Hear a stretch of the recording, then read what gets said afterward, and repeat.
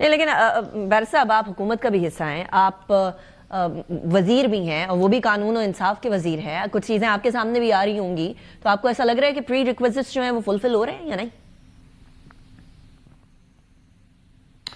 دیکھیں ابھی اگین میں کہوں گا اٹس بیفور ٹائم, ابھی قبل از وقت ہے یہ تمام تر معاملہ. ابھی فی الوقت تو ہمارے سامنے بیکاز ابھی یہ فیصلہ آیا ہے, اس کے بعد جو اس کے far and wide reaching effects ہیں یا کانسیکوینسز ہیں یا نیکسٹ سٹیپس ہیں وہ آنے ہیں, اور اسی حوالے سے اگر ہمارے پاس کوئی چیز ایسی سامنے آتی ہے تو پھر بالکل اس کو اس حوالے سے دیکھا جائے گا. مجھے ماننا پڑے گا بیرسٹر صاحب, بیکاز آپ یہ نہیں کہہ رہے کہ I can neither confirm nor deny, تو پھر مجھے ماننا ہی پڑے گا کہ آپ ٹھیک ہی کہہ رہے ہوں گے.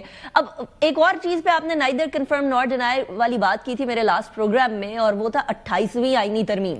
یہ بتائیے گا کہ اس سال کے آخر میں یا پھر اگلے سال کے شروع میں, ان دونوں میں سے کس ٹائم پہ 28ویں آئینی ترمیم آ رہی ہے؟ یہ سال کا آخر تو بالکل آن پہنچا ہے اور اگلے سال کا شروع بھی سر پہ ہی ہے. میں آپ کو یہ ضرور کہہ سکتا ہوں فی الوقت اس تمام تر معاملے کے حوالے سے کہ کنسنسس بلڈ ہونا بہت ضروری ہے. پیپلز پارٹی جو بڑا اتحادی ہے ان کی 74-75 ووٹیں ہیں, اس کے بغیر ہم کسی قسم کی آئینی ترمیم نہیں کر سکتے. نیشنل اسمبلی میں اور سینٹ میں بھی نہیں لائی جا سکتی کیونکہ وہاں پہ بھی ان کی غالباً 26 ووٹس ہیں. تو ایک کنسنسس بلڈ کرنے کی ضرورت ہے, بٹ آئی تھنک کہ ایک ڈسکشن جو ہے اس کا آغاز ضرور ہو چکا ہے. بالخصوص آپ دیکھیں تو قائد محترم میاں محمد نواز شریف صاحب کی بھی کل کی سٹیٹمنٹ ہے, انہوں نے کہا کہ بالکل گلگت بلتستان کو اور آزاد کشمیر کو بھی NFC سے حصہ ملنا چاہیے. اور اسی حوالے سے صوبوں کے حوالے سے جو بات ہوتی ہے یا یونٹس کے حوالے سے بات ہوتی ہے for better governance and administration, یہ بھی ڈسکس ہو رہی ہے within the country in terms of media پہ اگر آپ اٹھا کے دیکھیں تو ایک ڈسکشن تو آن گوئنگ ہے. تو بہتر جو ہے وہ یہی ہوگا کہ ہم تمام چیزوں کو ڈسکس کریں ان دا لارجر نیشنل انٹرسٹ, اور اس کے بعد کنسنسس ڈیولپ کر کے پھر تمام تر جو معاملہ ہے اس کو آگے بڑھایا جائے. لیکن فی الوقت as we speak right now کوئی ایسی چیز جو ہے وہ سامنے نہیں ہے, لیکن ڈسکشن جو ہے وہ ہو رہی ہیں.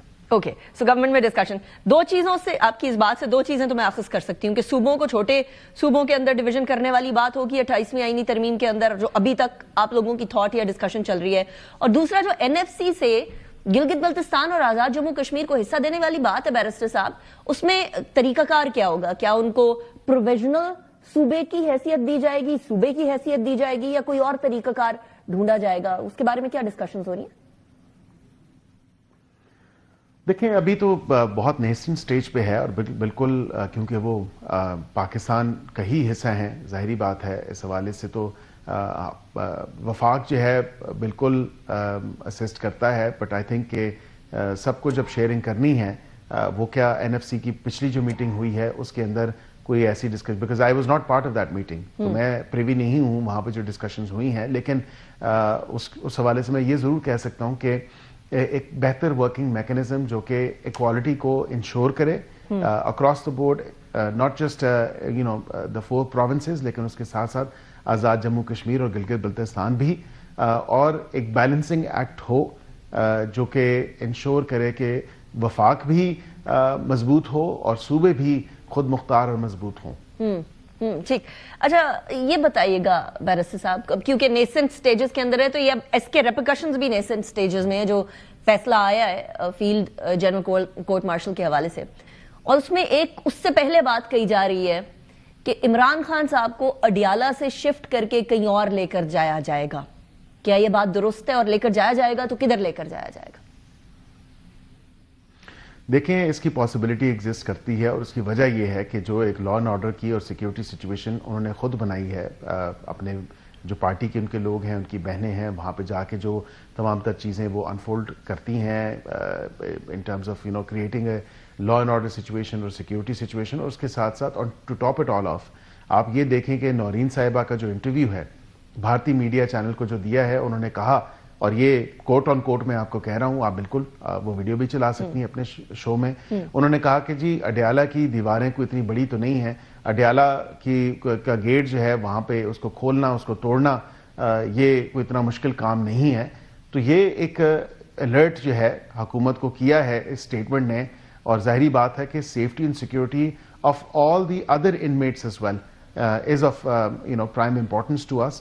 نہ صرف وہاں پہ صرف 804 ہیں لیکن اس میں دیگر جو ہے ملزمان اور مجرم جو ہیں وہ بھی وہاں پہ ہیں. کدھر شفٹ ہونے کی بات ہو سکتی ہے بارش صاحب؟ کدھر جا سکتے ہیں پھر؟ دیکھیں یہ ایک روٹین میٹر ہوتا ہے. آپ دیکھیں کہ کوئی اتنا کوئی ایکسٹرا آرڈنری سٹیپ نہیں ہوتا. خان صاحب پہلے جو ہے وہ اٹک تھے, پھر اڈیالہ آگے, شاہ محمود قریشی صاحب پہلے اڈیالہ تھے, پھر کوٹ لکھپت چلے گئے. اسی طرح میاں صاحب پہلے اڈیالہ تھے, پھر کوٹ لکھپت چلے گئے.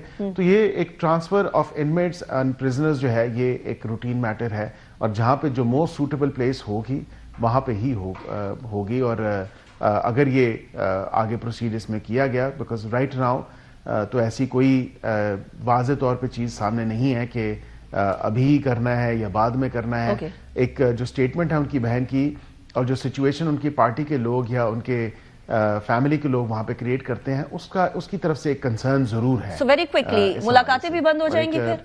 جی ملاقاتیں تو دیکھیں نا بند ہیں. ملاقاتیں تو صرف کنٹینیو کرے گا پاکستان پریزنٹ رولز کے مطابق ہو سکتی ہیں, لیکن ملاقاتیں نہیں ہوں گی. بیکاز وہاں پہ رول 265 واضح طور پہ کہتے ہیں کہ superior class of prisoner, because یہ سپیریئر کلاس آف پرزنر ہے, ان کی تو پولیٹیکل, اور اس میں لکھا ہے کہ آپ کسی قسم کی سیاسی گفتگو نہیں کریں گے.